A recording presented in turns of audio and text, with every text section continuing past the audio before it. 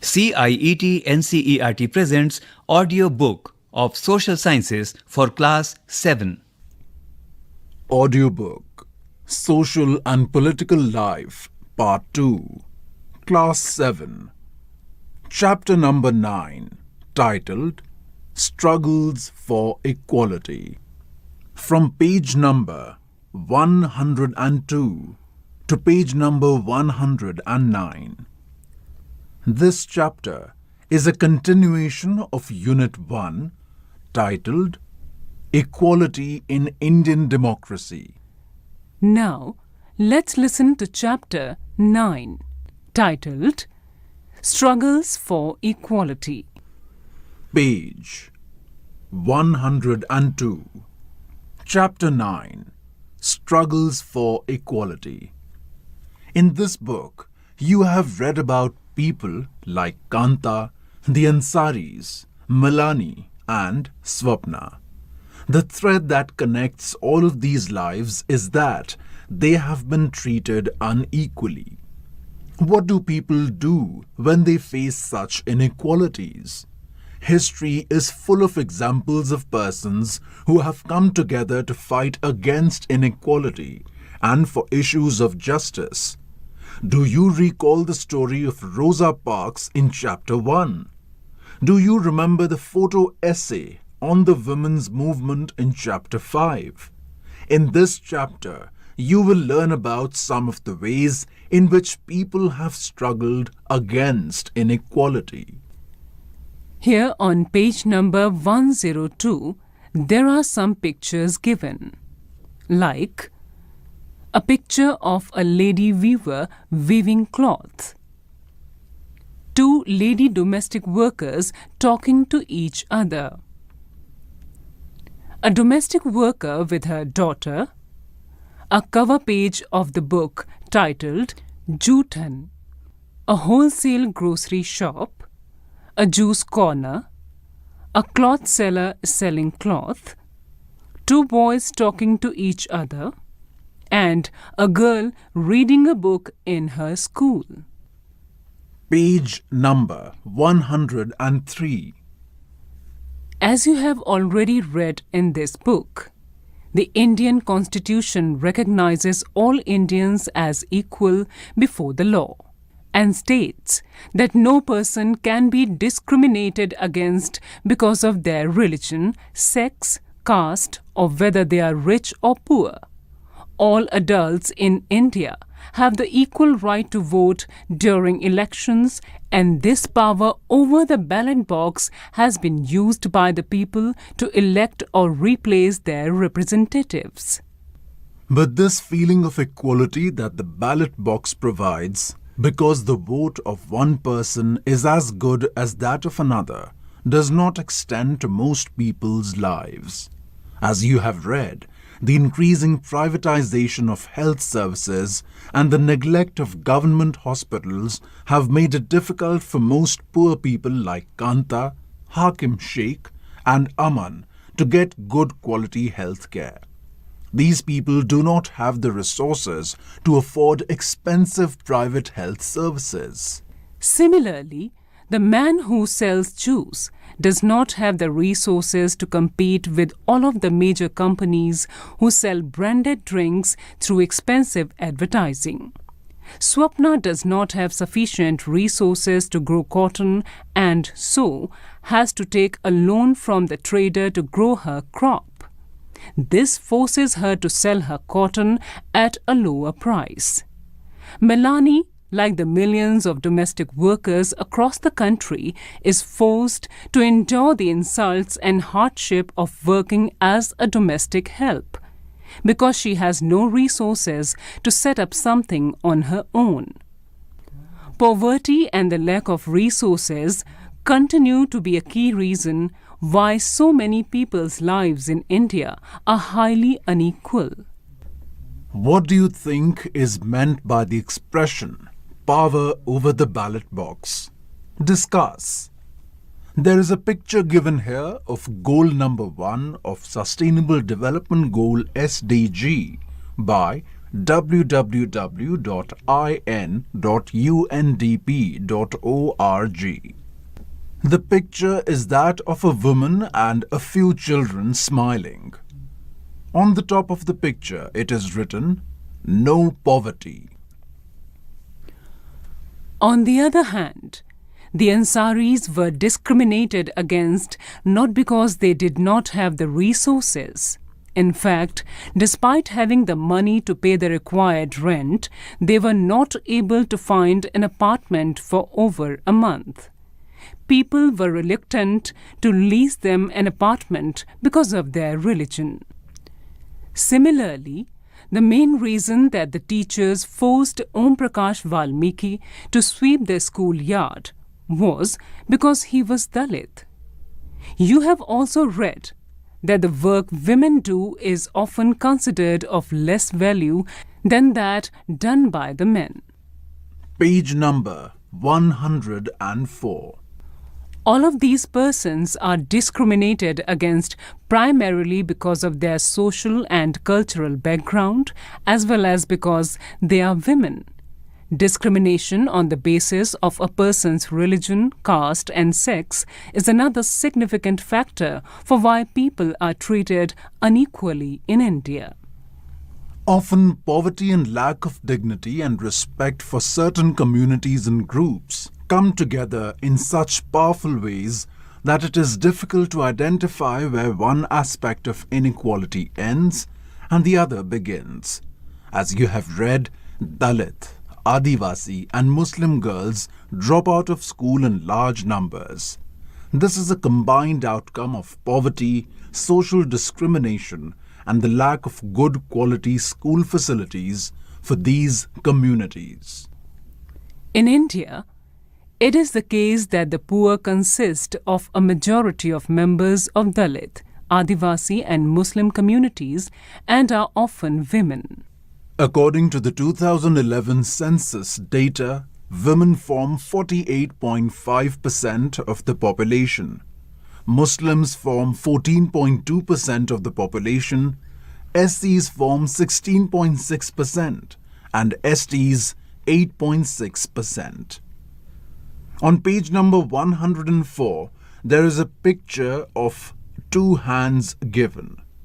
This picture symbolizes goal number 10 of Sustainable Development Goals, SDG, by www.in.undp.org.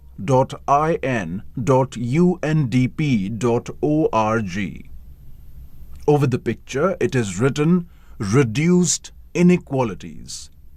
Can you think of one person in your family, community, village, town, or city whom you respect because of their fight for equality and justice? Struggles for equality. Throughout the world, in every community, village, city, and town, you will find that there are some people who are known and respected because of their fight for equality. These people may have stood up against an act of discrimination that they faced or which they witnessed. Or they may be well respected because they treat all persons with dignity and are therefore trusted and called upon to resolve issues in the community. Often, some of these persons become more widely recognized because they have the support or represent large numbers of people who have united to address a particular issue of inequality. In India, there are several struggles in which people have come together to fight for issues that they believe are important. In Chapter 5, you read about the methods used by the women's movement to raise issues of equality. The Tava Matsya Sangh in Madhya Pradesh is another example of people coming together to fight for an issue. There are many such struggles, such as those among beedi workers, fisher folk, agricultural laborers, slum dwellers, and each group is struggling for justice in its own way. There are also many attempts to form cooperatives or other collective ways by which people can have more control over resources. Page number 105. Tava Matsya Sangh.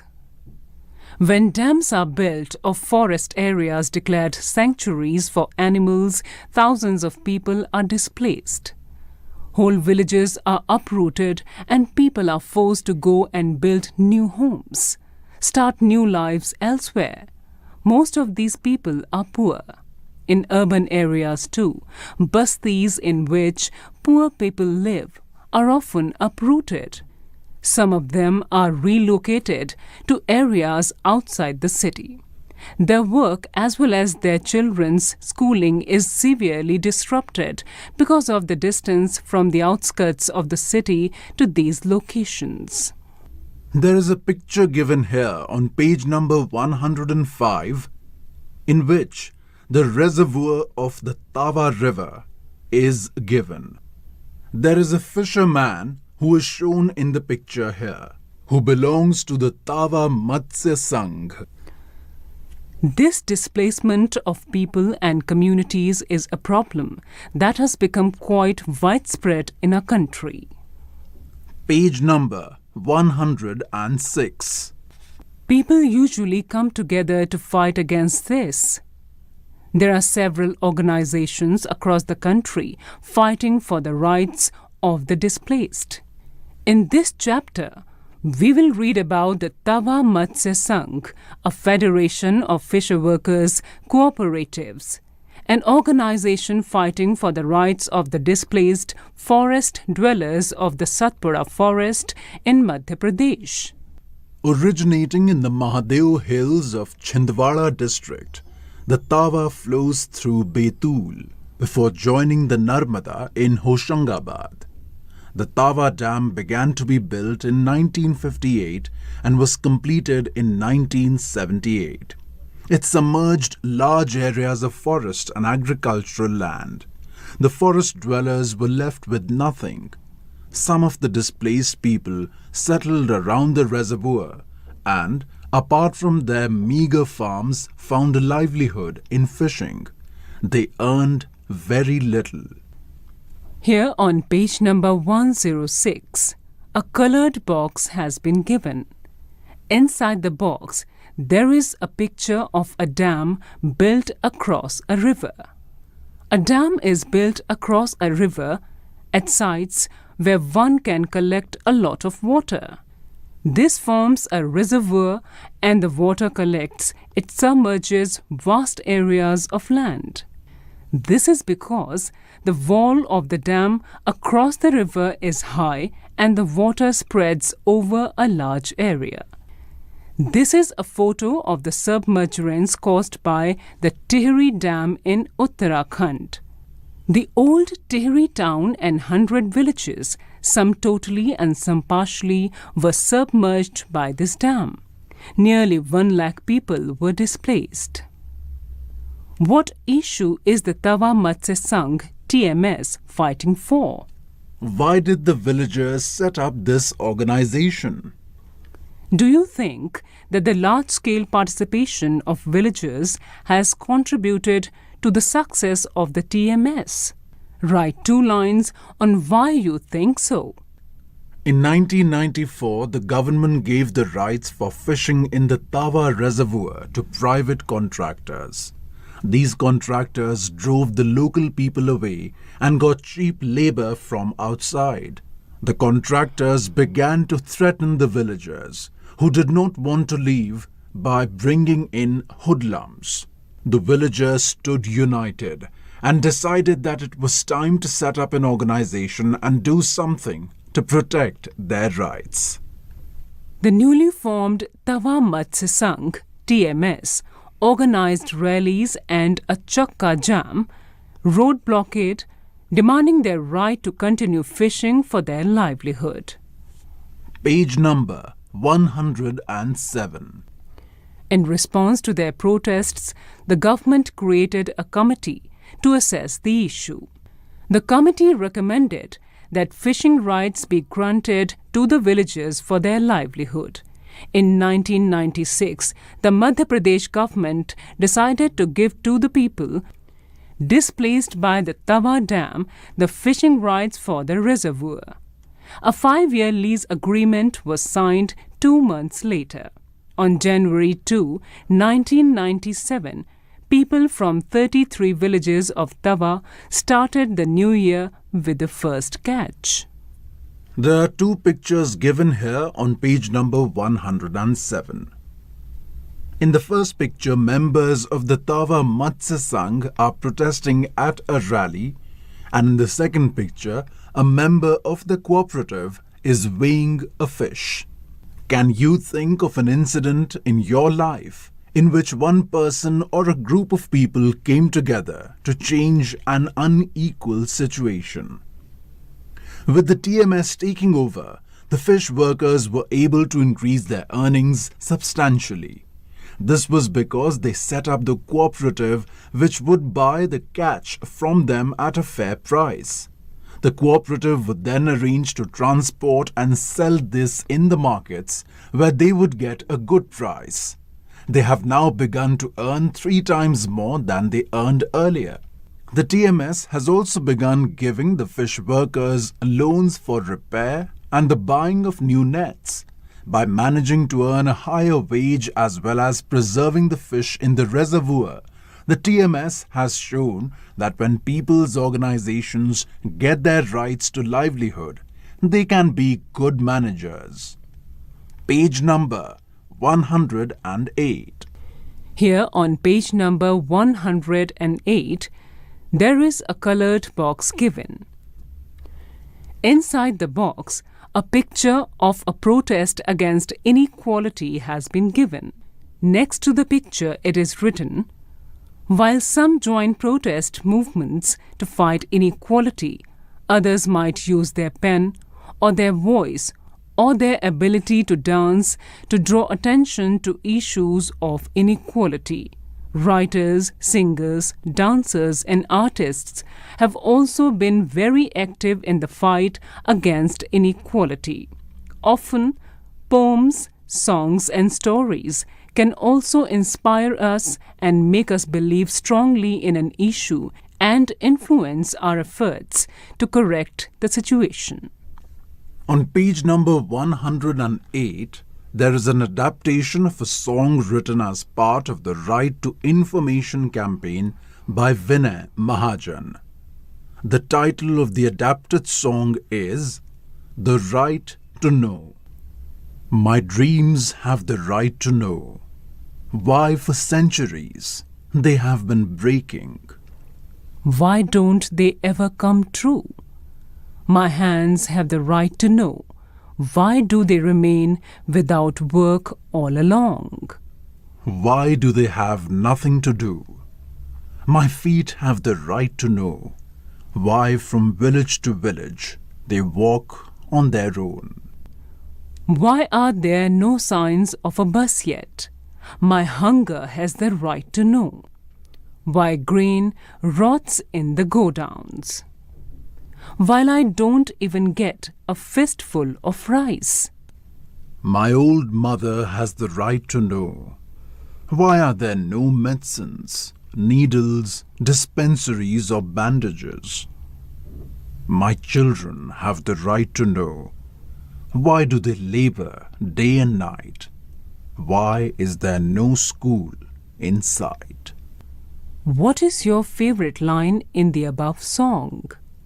What does the poet mean when he says, "My hunger has the right to know"?